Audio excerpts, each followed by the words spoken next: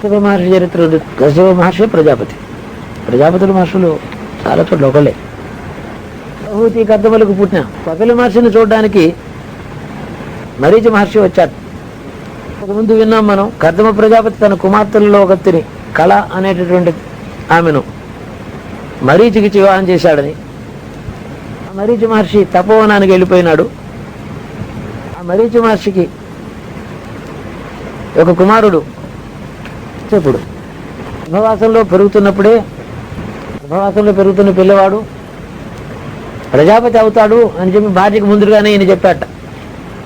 ఈ గర్భంలో పెరుగుతున్నటువంటి శిశువు మన కొడుకు ప్రజాపతి అవుతాడు, సుమా జాగ్రత్త, వాడిని గురించి నీ నిరంతరం నారాయణ స్మరణ చేస్తూ ధ్యానంలో ఉండమని చెప్పాడు ఆయన.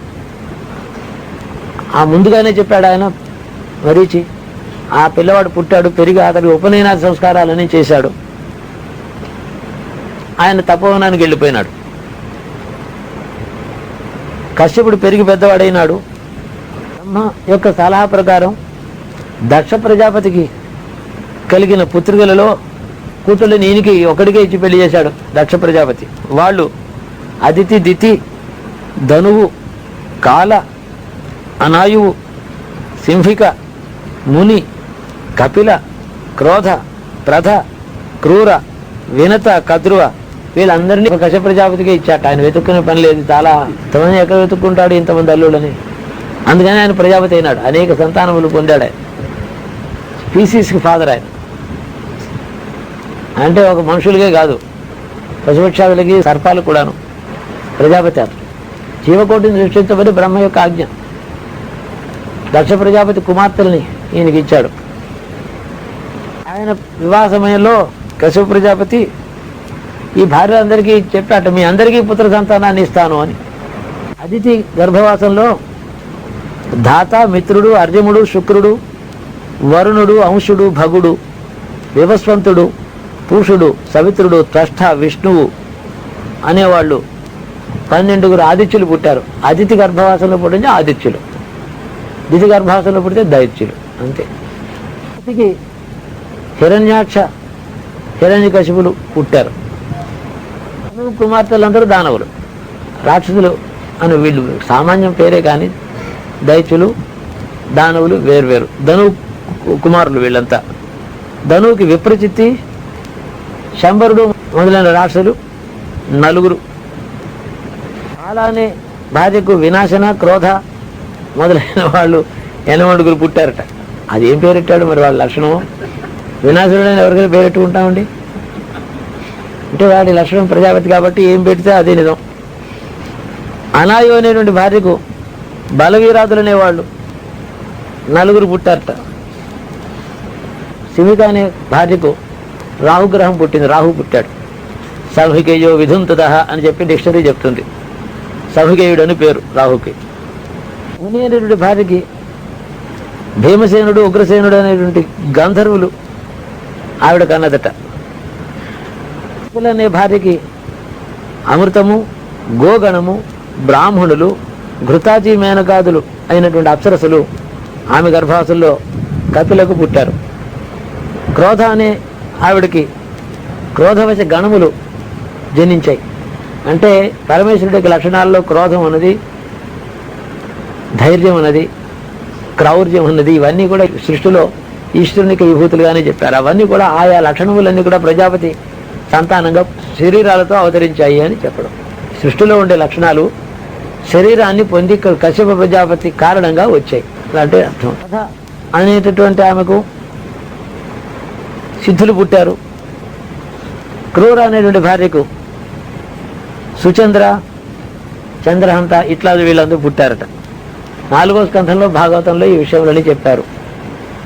అది కొంతకాలానికి కద్రు, వినతులు అనేటువంటి భార్యలిద్దరికీ కూడా పుత్ర సంతానం కోరికతో వాళ్ళు మాకు కలగలేదు పుత్రులు అనేటువంటి కారణంతో ఆయన్ని వెళ్ళి సేవించి 1000 వర్షములు అతన్ని సేవించారట భర్తని. వాళ్ళు నీకేం కావాలని అడిగితే మాకు కద్రువ దేవిని అడిగాడు. కద్రువ నీకేం కావాలి అని అడిగితే 1000 మంది పరాక్రమవంతులైన కొడుకులు కావాలి అని చెప్పి కద్రువ అడిగిందట. ఆ తర్వాత వినత ఆవిడకి పుట్టే 1000 మంది కంటే చాలా బలమైన వాళ్ళు నాకు పుట్టాలి, 2 కొడుకులు పుడితే చాలదు. అసూయ సృష్టిలోనే ఉంది అది. ఆవిడ ఏం అడుగుతుందో చూసిన తర్వాత దానికంటే పై వరం అడగాలని ముందర ఆవిడకి ఇమ్మంది. లక్షణాల్లో కథలు చెప్తారు. అసూయాగ్రస్తులు దీని దేవేంద్రుని గురించి ఒకటి తపస్సు చేశాడు. ఇద్దరున్నారు, వాళ్ళు బాత్సర్యం ఒకరి మీద ఒకరికి పడదని గిట్టదు వాళ్ళకి. ఇద్దరు దేవేంద్రుని గురించి తపస్సు చేశారట.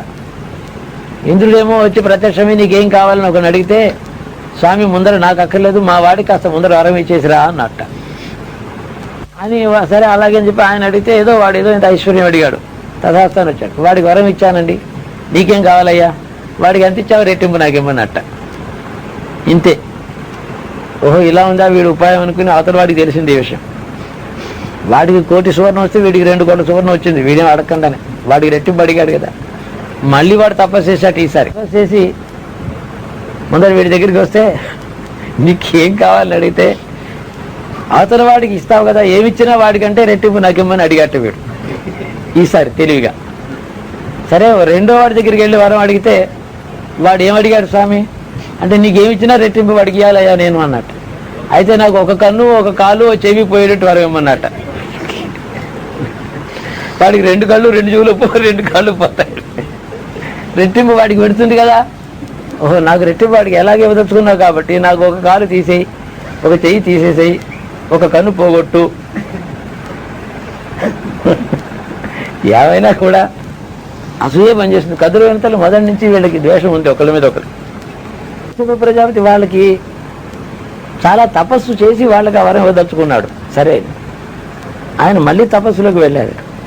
కశ్యపుడు ఇంద్రాది దేవతలన్నీ దగ్గర తీసుకుని పిలిచి ఓ పుత్రకామేష్టి చేశాడు వీళ్ళిద్దరి కోసం. మరి అందరికీ అలా సహజంగా పుత్రులు వెళ్ళారు, కదురు వెంతలు ఎందుకు కలగలేదు? వీళ్ళ సంస్కారం మంచిది కాదు. వాల్కిల్యాదులు అనే మునులు అనేక మంది ఉన్నారు. వాళ్ళు కృషించిన శరీరంతో వికారంగా ఉన్నారు. చిరకాల నుంచి తపస్సు చేస్తున్నారు, కృషించిపోయి ఉన్నారు. వాళ్ళు అన్నం లేదు, వాళ్ళకి తిండి భోజనం లేదు, నిద్ర లేదు, ఆహారం లేదు, నీళ్లు తాగరు, తపస్సు తప్పేం లేదు. వాళ్ళు కార్యవ్రతం అవలంబించారు, కృషించిపోయి ఉన్నారు, చూస్తే వికారంగా ఉన్నారు. ఇంద్రుడిని పిలిచాడు యజ్ఞానికి, ఈ వాల్కిల్యాది మునుల్ని పిలిచాడు. ఇంద్రుడేమో ఈ వాల్కిల్యాదుల నుండి మునులు చూసి వీళ్ళు కృషిభూతులై వికారంగా ఉండడం చేత వీళ్ళని చూసి ఇంద్రుడు నవ్వాట. ఇంద్రుడు మీద వీళ్ళకి కోపం కలిగింది. అమ్మని చూసి నవ్వుతావా అని చెప్పి, ఇందులో ఈ యజ్ఞంలో ఋత్వికులుగా ఉన్నారు వాళ్ళు, ఈ వాల్కిల్యాది ఋషులు కశ్యపుని యజ్ఞంలో. మమ్మల్ని చూచి నవ్వినటువంటి ఇంద్రుడి కంటే 1000 రెట్లు బలవంతుడైనటువంటి కొడుకు ఈ కశ్యపుడికి పుట్టాలని సహకారంతో వాళ్ళు యజ్ఞం చేశారట. ఎందుకంటే 1000 రెట్లు బలవంతుడైనటువంటి వాడు కశ్యప ప్రజాపతి పుడితే తను రెండో వాడు అయిపోతాడు ప్రపంచంలో అని చెప్పి భయం వేసి ఇంద్రుడు కశ్యపుడిని శరణన్నట్ట. కానీ ఆ ఇంద్రుడు చేసిన అపరాధానికి వీళ్ళు చెప్పిన మాట ఏదైతే వాల్కిల్యాదులు చెప్పారో అది నిజం కావాలి కదా. కశ్యపుడు ఏం చేశాడంటే ఈ వాల్కిల్యాది మునులను ప్రార్థించి, నీ మాట నిజమే అగును కాక, కానీ ఇంద్రుడి కంటే 1000 రెట్లు బలవంతుడంటే ఈ సృష్టిలో నాకు కొడుకు పుడితే వాడి యొక్క ఇంద్రుడికి ఉండేటువంటి జగత్పూజ్యత భంగం అవుతుంది, లోకం అస్తవ్యస్తం అవుతుంది కదా. కాబట్టి మీరు చెప్పినటువంటి మాట నిజం అవ్వాలి, కానీ ఇంద్రుడు వలె దేవతా స్వరూపంతో పుట్టగా గరుత్మంతుడు అనే పక్షి రూపంలో పుట్టాలి. ఇంద్రుడి కంటే బలవంతుడే కావచ్చు, కానీ పక్షి జాతికి ఇంద్రుడు అవుతాడు అతడు. వాళ్ళిద్దరికి మధ్యన వైరం లేకుండా ఉంటుంది. ఇలాగ మీరు ఒప్పుకోండి అని చెప్పి వాల్కిల్యాదుల చేత ఒప్పించి తను అటువంటి పుత్రుడు అనగా గరుత్మంతుడినే తాను పుత్రుడిగా పొందాడు. వాళ్ళిద్దరికి ఈ యజ్ఞ ఫలంగా కదురు వెనుతలకేమో గర్భం ధరించారు. వాళ్ళు ఋషులు చేతిలో పట్టుకునే దండం ఉంటుంది, వాళ్ళిద్దరి గర్భాల్లోంచి ఆ దండం ఒక్కొక్కరికి ఒక్కొక్క దండం పుట్టిందిట. అదేమిటో తెలియదు. ఆయన తపస్సుకు వెళ్ళిపోయినాడు. వాటిని ఘృత భాండాల్లో పెట్టి ఆ కదురు వెనుకల ఆ దండములను పూజ చేస్తూ జాగ్రత్తగా రక్షించుకుంటున్నారు. కదురు ఆరాధించిన ఆ దండం చిట్లి పగిలి దాంట్లోంచి శేషుడు, వాసుకి, తక్షకుడు, కర్కోటకుడు, ధనంజయుడు, కాళీయుడు మొదలైనటువంటి 1000 మంది నాగముఖ్యులు అందరూ పుట్టారు. అనిత తన గర్భాన్ని పుట్టినటువంటి ఆ దండాన్ని చాలా కాలం ఆవిడికి అంతంత సూర్యుడు అయిన సర్పాలన్నీ పుట్టాయి. వాళ్ళకి పరాక్రమవంతులై ఆవిడ పుత్ర సంతానంతో ఆవిడ సంతోషపడుతోంది అనేటువంటి దుఃఖం తను భరించలేక దాన్ని పగలగొట్టింది. అందులోంచి అండములు పుట్టాయి. 2 అండములు ఉన్నాయి, 2 గుట్లు. ఒకటి పగలగొట్టింది ఆవిడ. పగలగొడితే అందులోంచి అనూరుడు పుట్టాట. అనూరుడు అంటే ఊరువులు లేరు, ఈ తొడల నుంచి కాళ్ళు కిందకి లేనివాడు అని అర్థం. సూర్యుడికి సారథి అతడు. సప్తాశ్వరథ ఆరుడైనటువంటి సూర్యుడు ఈ అనూరుడు అనేటటువంటి సారథిని పెట్టుకుంటాడు. ఈతడు 2 కాళ్ళు 2 ఇక్కడ తొడల నుంచి లేవు, అతడికి పైభాగమే ఉంది. ఆ అండం పూర్తిగా పెరగకముందే పగలగొట్టింది కదా ఆవిడ. శరీరం ఇంకా ఏర్పడలేదు, అనూరుడు పుట్టాడు. కానీ అతడు జ్ఞాని కాబట్టి సంఘహీనుడిని, అంగహీనుడిని నన్ను చేశావు నువ్వు, తొందరపడి నన్ను ఇలా ఈ శరీరం నాకు ఇచ్చావు అని చెప్పి తల్లిని కోప్పడి ఆ 2వ అండాన్నైనా జాగ్రత్తగా కాపాడు సుమా అని చెప్పి వెళ్ళిపోయాట ఆయన. తను సూర్యసారథిగా వెళ్ళిపోయినాడు. 2వ అండంలో గరుత్మంతుడు పుట్టాడు. అధ్రువిన తల్లికి ఏదో ఒక అసూయాగ్రస్తులు ఒకరి మీద ఒకరికి మాత్సర్యం చాలా ఉంది. ఏదో వాళ్ళకి చిన్న అర్థం లేని ఒక వివాదం కలిగింది. ఒక్కొక్క రోజు దూరంగా ఒక అశ్వం ఉంది, దాని తోక తెల్లగా ఉంది, ఎంత బాగుందో అని చెప్పి కదురు ఉంది. తెల్లగా లేదు నల్లగా ఉందని, నల్లగా ఉందని ఆవిడంది. తెల్లగా ఉంటే నల్లగా ఉందంటే ఆవిడ నీవిడంది. కాదు దగ్గరికి వెళ్ళి చూద్దాం అంటే అది నిజంగా తెల్లగానే ఉంది. పాపం తన పుత్రులైన సర్పాల్లో ఒక సర్పాన్ని పిలిచి, నేను పందెం కట్టాను నా సవితితో.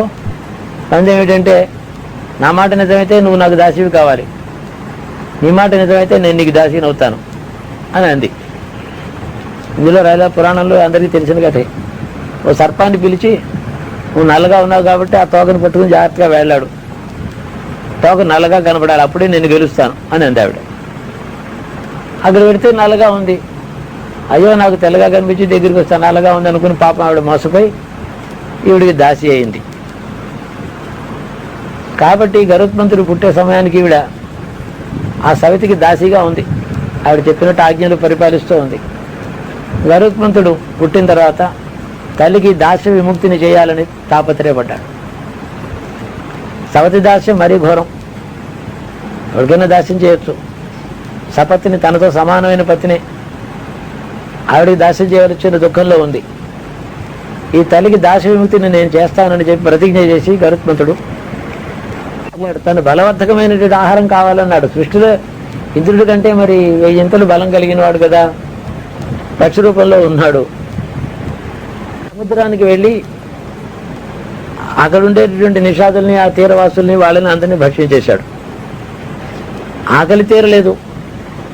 కశ్యప మహర్షి దగ్గరికి వెళ్ళి, తండ్రి నాకు ఆహారం ఏమిటని అడిగాడు. చూడు, అశ్వమాద్రి దగ్గరికి వెడితే నీకు 2 బలమైనటువంటి 2 జంతువులు కనబడతాయి. ఒకటి కూర్మం తాబేలు, ఇంకొకటి ఏనుగు. తెగ బలిసిపోయి ఉన్నాయి అవి.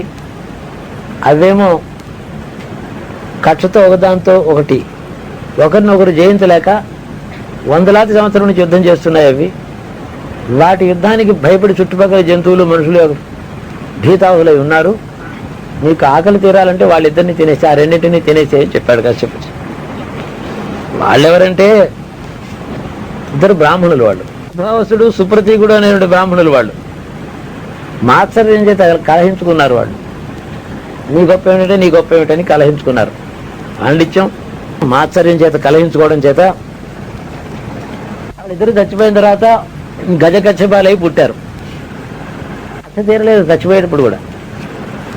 అక్కడికి వెళ్ళిన తర్వాత పెద్ద ఎత్తుగా ఉండే చెట్టు మీద ఎక్కి వాలి చూశాడు అనమాట, చుట్టుపక్కల వీళ్ళు ఎక్కడున్నారని. అడివి అంతా కలయి చూశాడు. అది చాలా పెద్ద చెట్టే, బలమైందేది.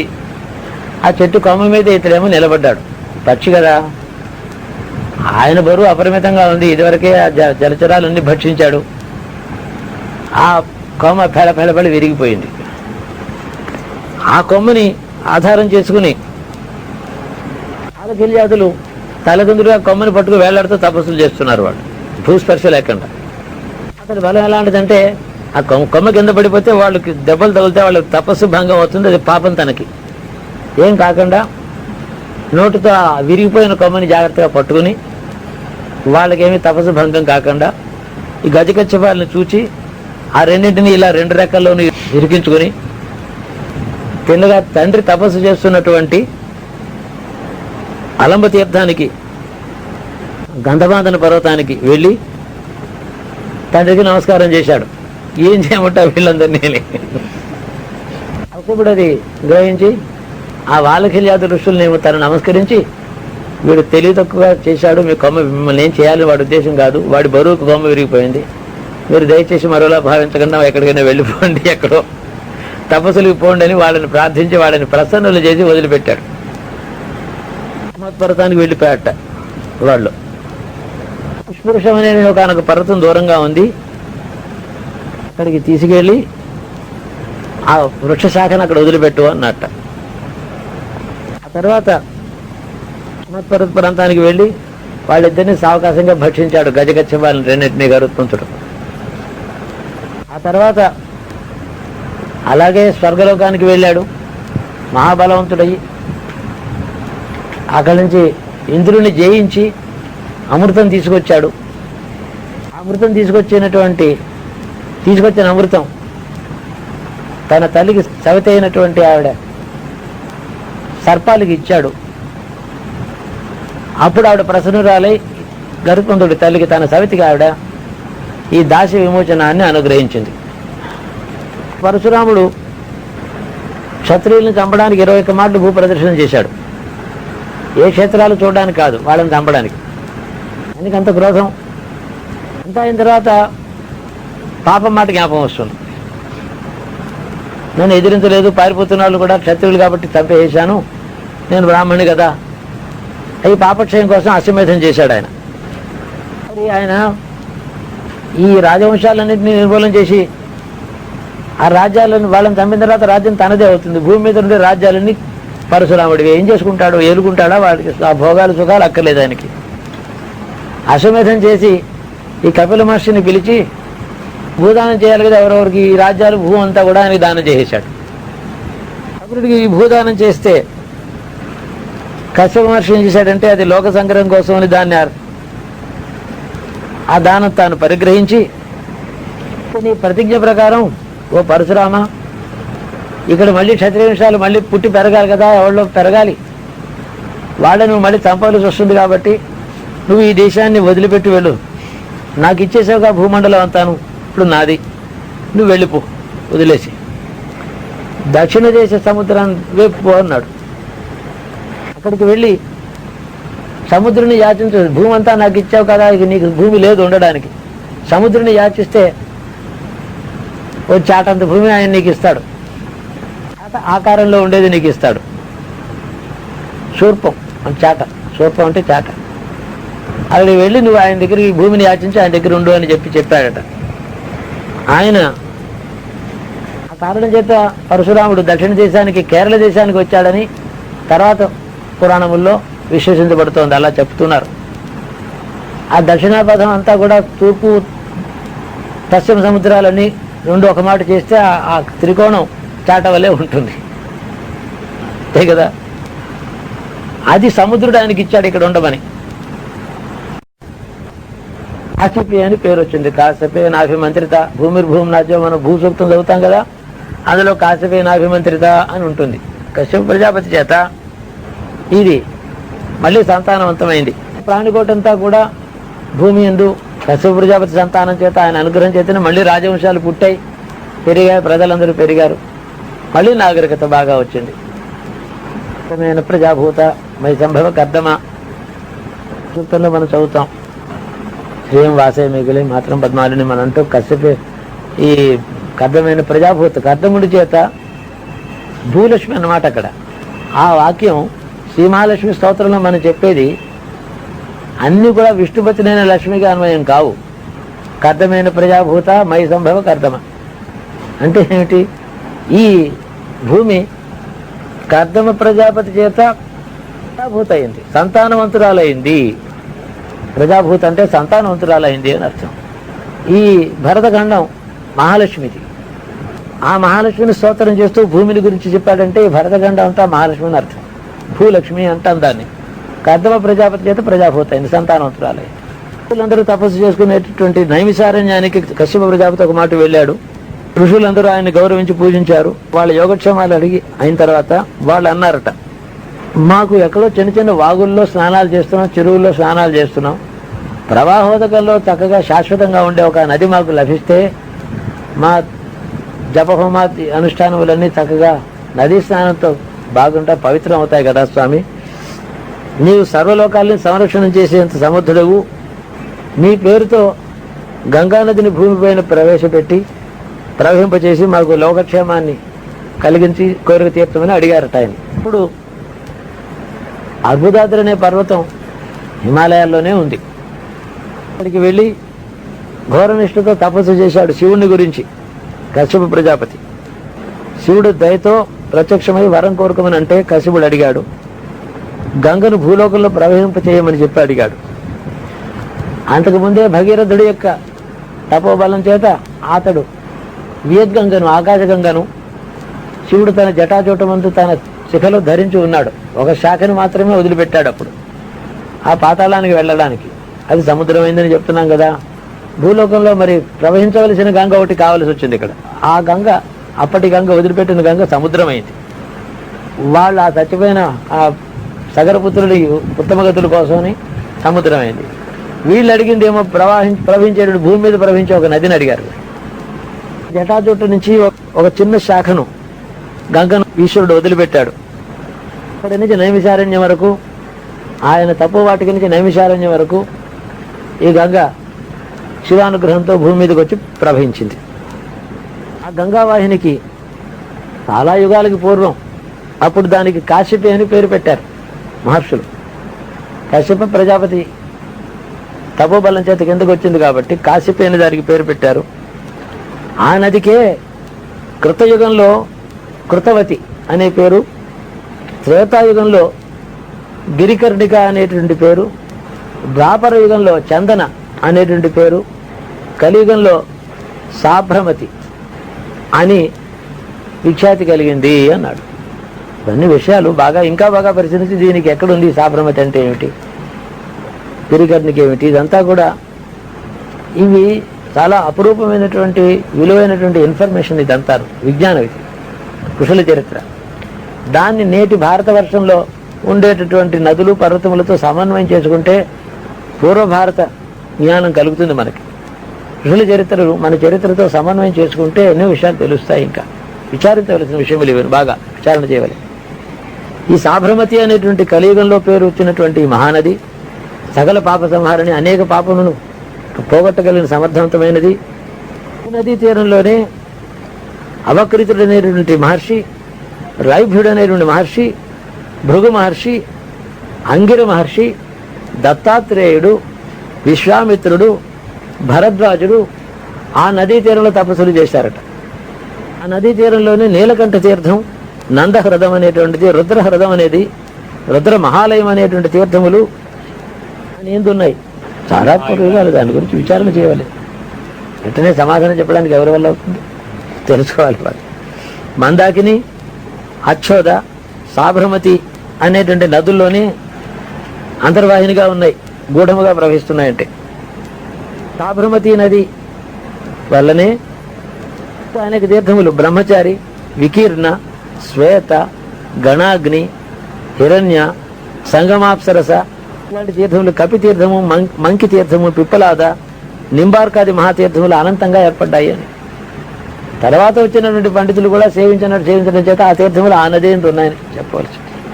మహర్షి తపస్సు చేసినటువంటి దానికి తీర్థం పేరు కాశ్యప తీర్థం అని పేరు వచ్చింది. అక్కడ అతడు నిర్మించిన కుండం పేరు కాశ్యప కుండం అనే పేరు వచ్చింది. అక్కడ కుశేశ్వరుని అనే పేరుతో ఈశ్వరుని అక్కడ స్థాపన చేశాడు. ఆ పరిసరాల్లో ఒక నగరం కూడా అతను నిర్మాణం చేశారట. కాశ్యప అనేటువంటి పట్టణాన్ని, కాశీ క్షేత్రంతో సమానమైనటువంటి పవిత్రమైన తీర్థాన్ని అతడు అక్కడ నిర్మాణం చేశాడు. ప్రజాపతికి సంబంధించిన ఏ క్షేత్రంలో ఏ తీర్థంలో ఎవడైనా స్నానం చేసినా, ఎక్కడ చేసినప్పటికీ కూడా సకల పాపక్షయం అవుతుంది అని చెప్పి పద్మపురాణం గాథ ఇదంతా. తర్వాత ఈ భూమిని రాజవంశములు నెమ్మదిగా పుట్టి పెరిగాయి అని భూమి మీద ధర్మం నశించిందిట కొంతకాలానికి. అధర్మం పెరిగింది. బ్రాహ్మణులు యజ్ఞయాగాదులని మానేసేశారట, అకృత్యాలని చేస్తున్నారు. ఈ మహాదోషముల చేత భూమి పాతాళానికి దిగిపోతోంది అన్నాడు.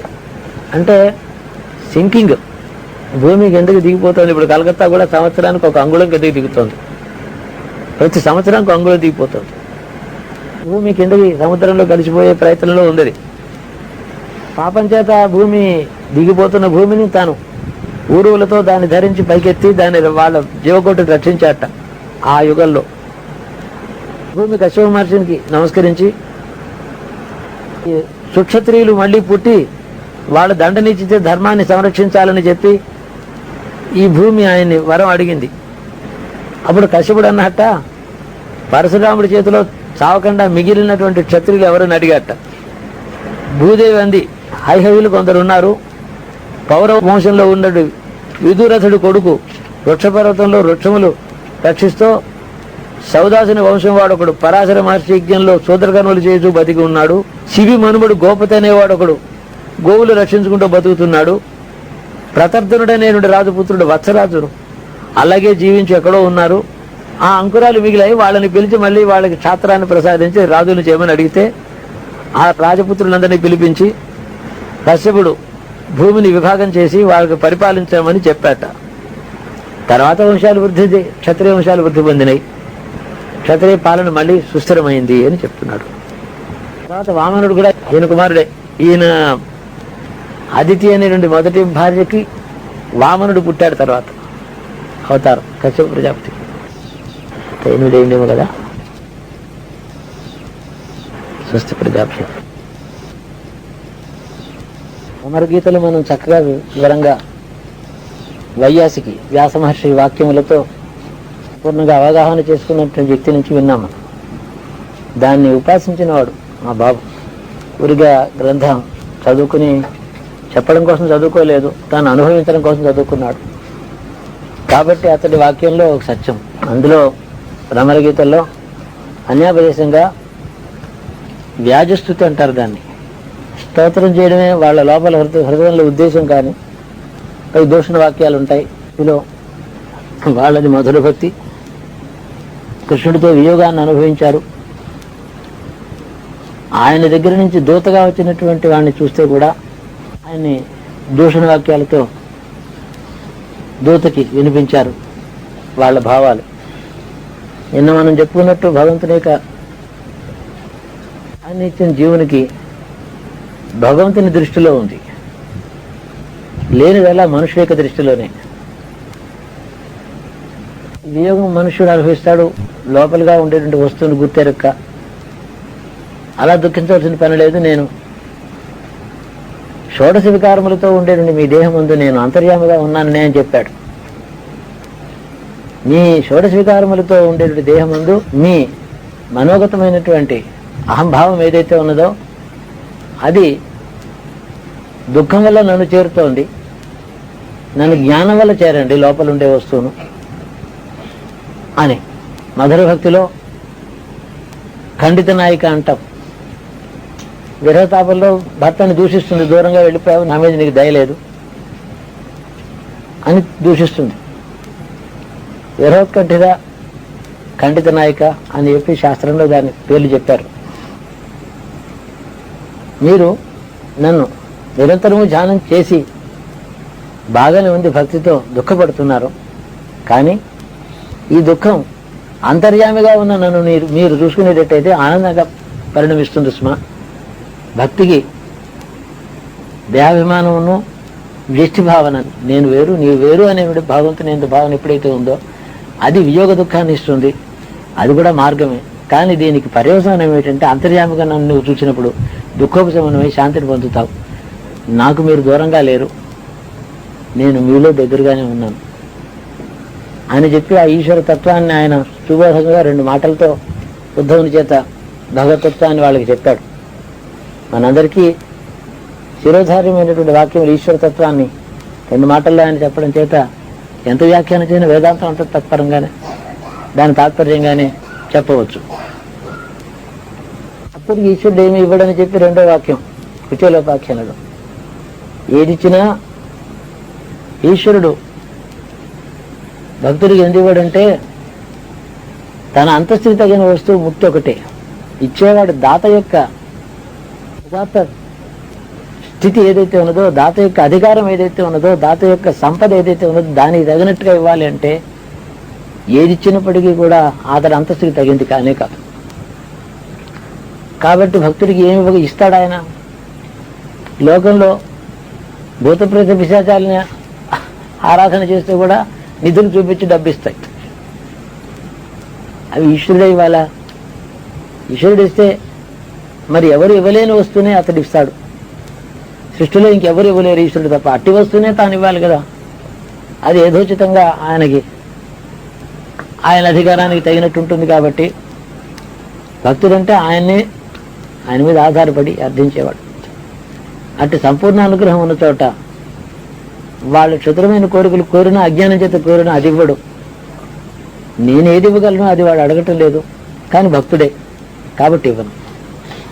ఈ దృక్పథం భగవంతుని యందు దృష్టి అలాంటి భావం ఆ తత్వం ఆయనలో ఉందని చెప్పి భక్తుల చరిత్రలే చెప్తున్నాయి. ఉన్నది కూడా పోగొట్టుకున్నారు. ఆయన ఇవ్వకపోవడమే కాదు ఉన్న ఐశ్వర్యాన్ని పోగొట్టుకున్నారు. అనేక మంది భక్తులు దరిద్రాన్ని అనుభవించారు.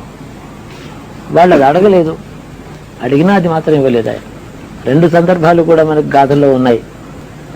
ఋషుల చరిత్ర మనం చెప్పుకుంటున్నాం కదా. కశ్యప మహర్షి చరిత్రలో ఇప్పుడు సుధాముడు అనే పేరుతో ఉన్నాడు అని చెప్పి గాంధీ గారు పుట్టి పెరిగిన ఊరు పోర్బందర్, సుధామపూర్. అది కుచేలుడు ఊరది పోర్బందర్. అక్కడ కుచేలుడు కృష్ణుడు కలిసినటువంటి ఒక గొప్ప ఆలయం ఉంది. ఆ గాంధీ గారు పుట్టి పెరిగినటువంటి ఇంటికి చాలా 10 నిమిషాలు నడక దూరం. అక్కడికి చిన్నప్పుడు ఆయన వెళ్ళి దర్శనం చేస్తూ ఉండేవాడు. ఐశ్వర్యం మీద ఎలాంటి భావం ఉండాలో కుచేలుడి యొక్క బోధం ఆయనలో కలిగింది. అందుకని సర్వసంగ పరిత్యాగి వాలంటరీ పావర్టీని ఆయన తీసుకుని అదే మార్గంగా ఎన్నుకున్నాడు ఆయన. ఇక్కడ కశ్యపుడి చరిత్ర వస్తున్నప్పుడు అంతా కూడా తాను పరశురాముడి చేత దానం పొంది ఈ అక్కడక్కడ మిగిలిపోయిన విత్తనాలు కొద్దిగా ఉంటే రాజవంశముల తాలూకు శేషములు వాళ్ళని తీసుకొచ్చి ఉద్ధరించి ఈ రాజవంశములను ప్రతిష్ఠ చేసి ఈ భూమి అంతా కూడా ఒక వ్యవస్థీకరణ చేశాడు ఆయన కశ్యపుడు. అతి చక్రవర్తి అపోబల సంపన్నుడు, పండితుడు, జ్ఞాని అని చెప్తారు. ఆయన రాక్షసులకు ప్రభువు. దేవతలు రాక్షసులకి చేసిన అపకారానికి దేవతలకి అపకారం చేయకుండా స్వర్గాన్ని వెళ్ళి ఆక్రమించుకున్నాడు. అంటే వాళ్ళని హింసించలేదు, ఏమీ చేయలేదు. బ్రహ్మవాదులైనటువంటి భృగువు మొదలైన మహర్షులని సేవించి వాళ్ళకి పాదార్చన చేసి అనంత పుణ్యాన్ని సంపాదించి విషయమంతా తెలుసుకున్న పండితుడై స్వర్గలోకాన్ని ఆక్రమించుకున్నాడు. ఇంద్రాదులందరూ కూడా వాళ్ళని ఏం చెప్పాడు? మీరు స్వర్గాన్ని వదిలిపెట్టి వెళ్ళిపోండి అన్నాడు. వాళ్ళు కామరూపులే ఏదో అనేక రూపాలు ధరించి ఆ దేవతలందరూ ఎక్కడెక్కడో తలదాచుకున్నారు. మహర్షి మొదలైనటువంటి అనేక మంది వీరులు అతని చేత 100 అశ్వమేధాలు బలిచక్రవర్తి చేయించారు. దేవతలకి తల్లి అయినటువంటి అదితి అత్తైన కశ్యపుడి దగ్గరికి వెళ్ళి సంతానమైనటువంటి బలిచక్రవర్తి కులం అంతా కూడా నా పిల్లలైనటువంటి దేవతలకు ఐశ్వర్యాన్ని ఆక్రమించుకుని ఉంది, నా పిల్లలకు అన్యాయం జరిగింది, వాళ్ళని రక్షించవలసింది అని భర్తని అడిగింది. కార్యం నారాయణుడు చేస్తాడు, ఆయన్ని నీవు ప్రార్థించవలసింది అని చెప్పి అదితికి కశ్యపుడు ఉపదేశిస్తే వ్రతం చేత ఆయన ఉపాసించాలని చెప్పి కూడా అడిగిందిట. ఒక వ్రతం చెప్పాడు, పయోభక్షణం అనే వ్రతం చెప్పి ఆ మంత్రములన్నింటినీ ఉపదేశం చేసి అలా ఉపాసన చేయమని చెప్తే ఆవిడ అలాగ చేసింది. నారాయణుడు ఆమెకి దర్శనమిచ్చి, నేను నీ గర్భావసంలో పుడతాను, నీవు పుత్రోత్పత్తికే నీ భర్తను సేవించు అని చెప్పి ఆజ్ఞాపించి ఆయన అంతర్హితుడైనాడు. తర్వాత అదితి భర్త సేవలో గర్భవతి అయి నారాయణుని కన్నది. అతడే వామనుడు. ఆమె గర్భవాసాన్ని పుట్టాడు. కశ్యపుడు మహర్షులందరినీ పిలిచి వామనుడికి ఉపనయనం చేశాడు. సావిత్రి ఉపదేశం చేశాడు. బృహస్పతి వచ్చి యజ్ఞోపవీతం ఇచ్చాట. కశ్యపుడు మౌంజినిచ్చాడు. అదితి కౌపీనం ఇచ్చింది. బ్రహ్మ కమండలు ఒకటి ఇచ్చాడు. సరస్వతీదేవి వచ్చి అక్షమాలకి ఇచ్చింది. సప్తర్షులు వచ్చి కుశ పవిత్రాలు ఇచ్చారు, దర్భలు ఇచ్చారు. గొప్పదన్నమాట అది. ఆ ప్రకారంగా వడుగు చేసుకున్నటువంటి అతడు తల్లిదండ్రుల ఆజ్ఞ తీసుకుని బలిచక్రవర్తికి దగ్గరికి వెళ్ళాడు. తినగానే ఆయన ఒక గొప్ప యజ్ఞం చేస్తున్నాడు. అతని దగ్గర ఈ స్వర్గలోకం భూలోకము రెండూ కూడా దానంగా తీసుకున్నాడు. 3 అడుగులతో స్వర్గలోకం కూడా ఆక్రమించి, అది కూడా మరి ఆయన రాజ్యంలో ఉంది కదా, ఆయన ఆక్రమించుకున్నాడు. అదంతా తను దాన ప్రతిగ్రహ రూపంలో ఆక్రమించుకుని అది అతన్ని పాతాళానికి పంపించాడు. ఆ రాజ్యం మళ్ళీ తన సోదరులు అంటే దేవతలు, కశ్యప ప్రజాపతి సంతానం కదా, దేవతలకి ఇచ్చాడు.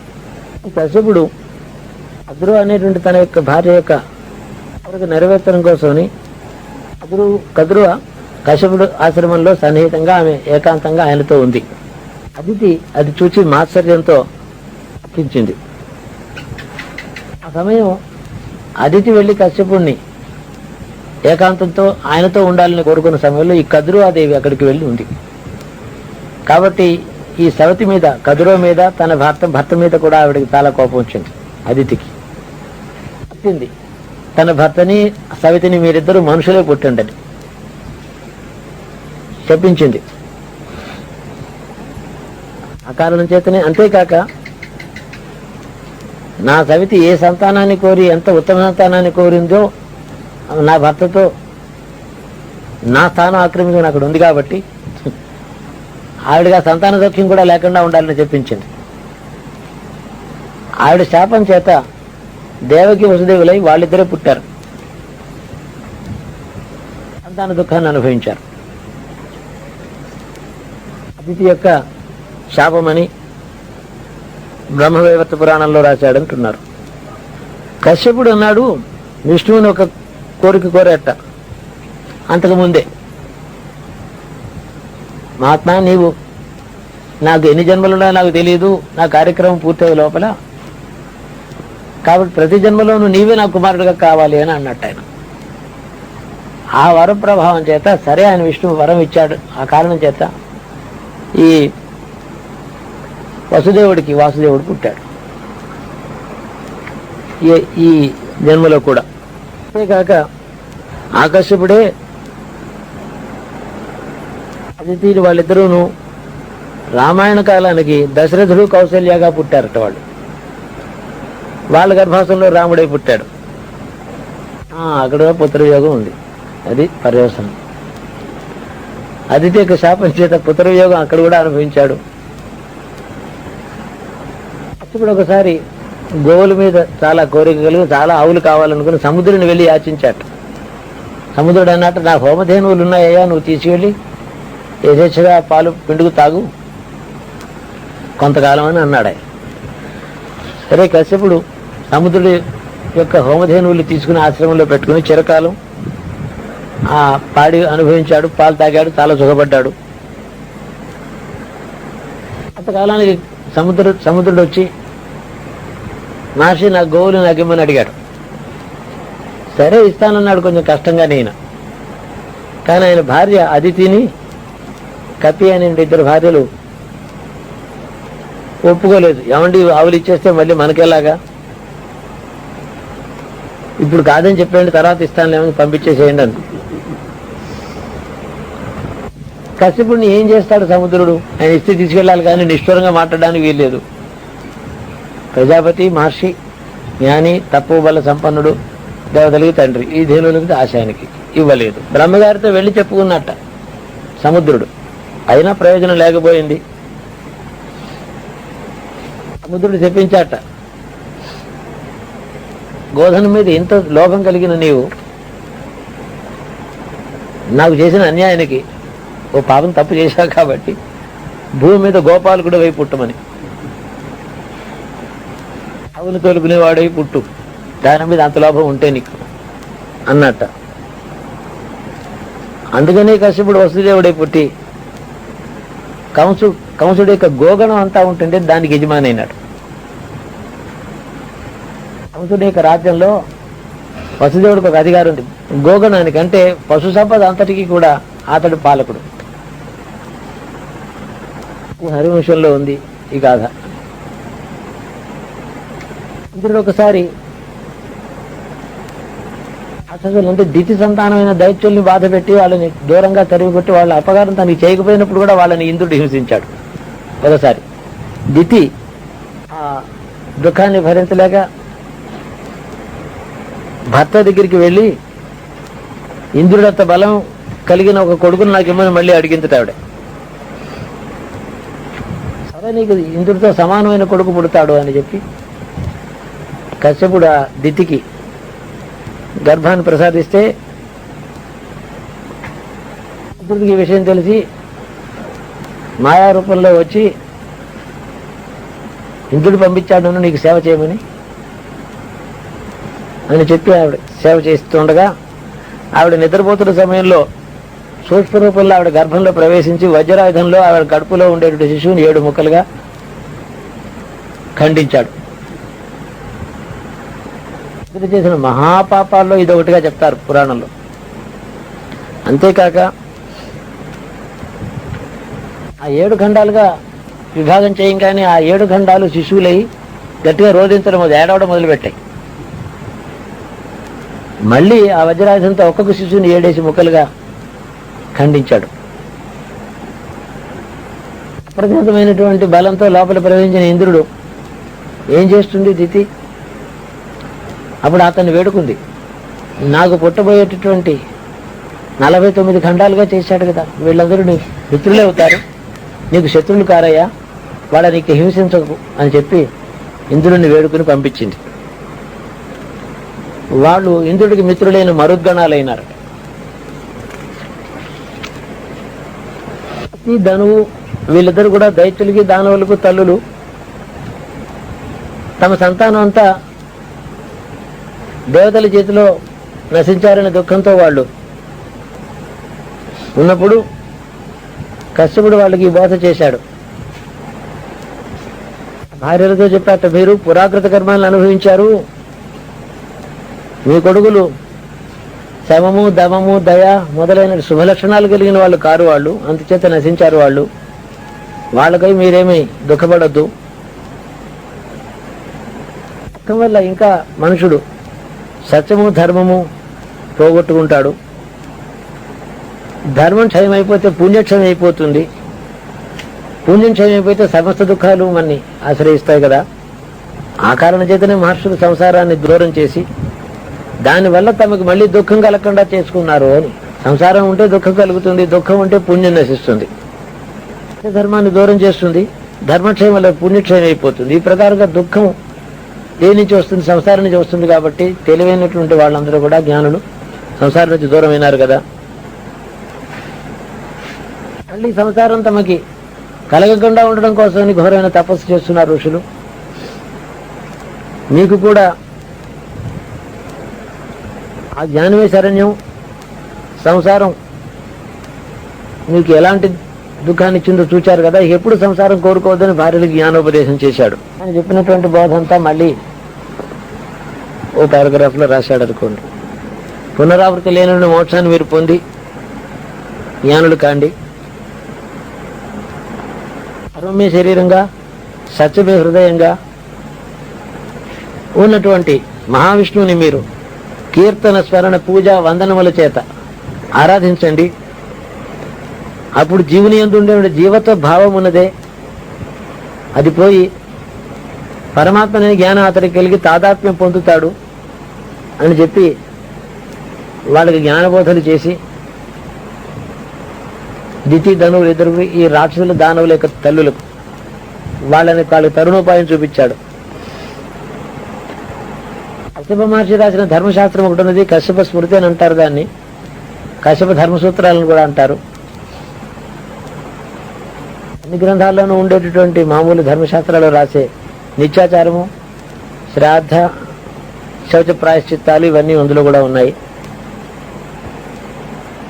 అగ్నిసాక్షిగా వివాహం లేనటువంటి భార్య ఇంట్లో ఉంటే, వివాహం కానటువంటి భార్య ఇంట్లో ఉన్నటువంటి స్త్రీ అది ఎన్నడూ భార్య కాదాలదు, దేవపితృ కార్యాల్లో పాల్గొనడానికి అర్హురాలు కాదు అని కశ్యపుడు చెప్పిన శ్లోకమును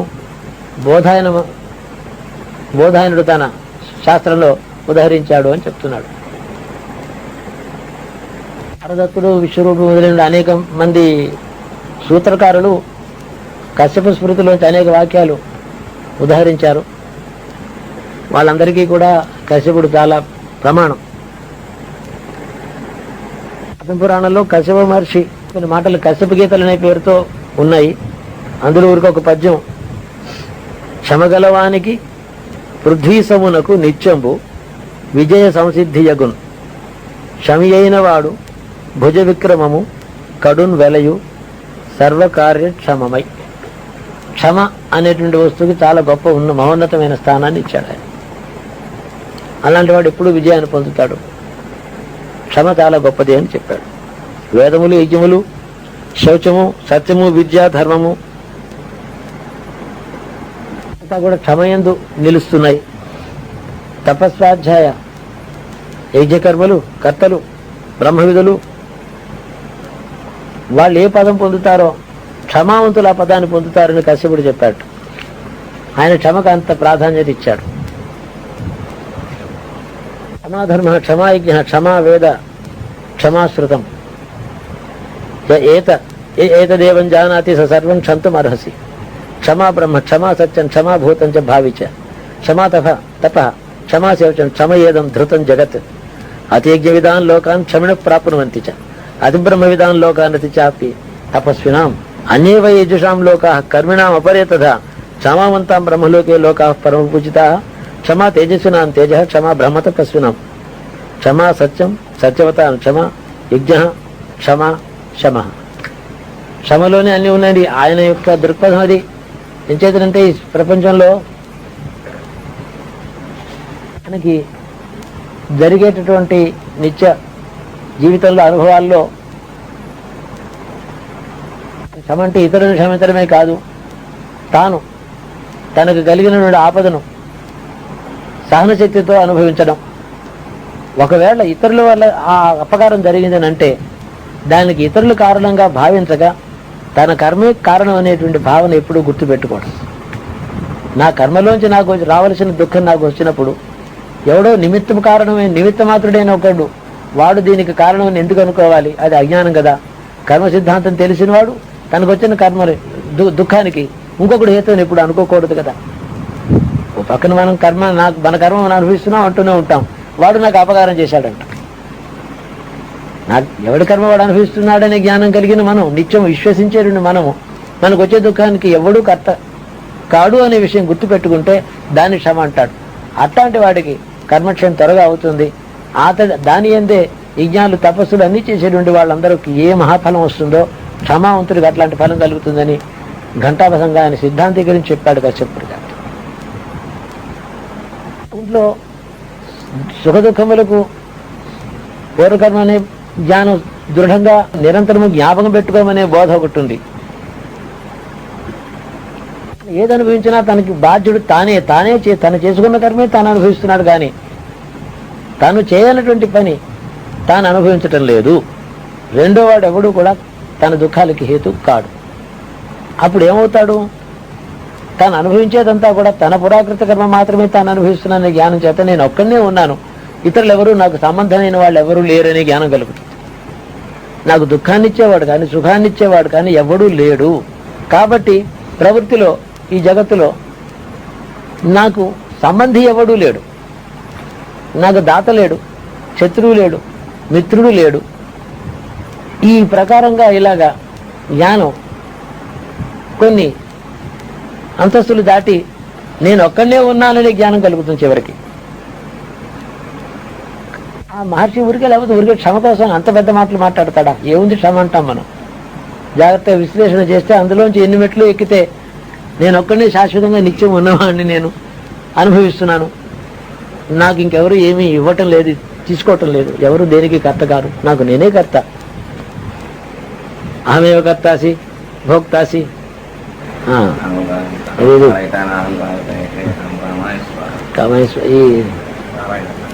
నారాయణ ఆ మాట, ఆ ఉపనిషత్ వాక్యం రూఢమవుతుంది ఇందులో.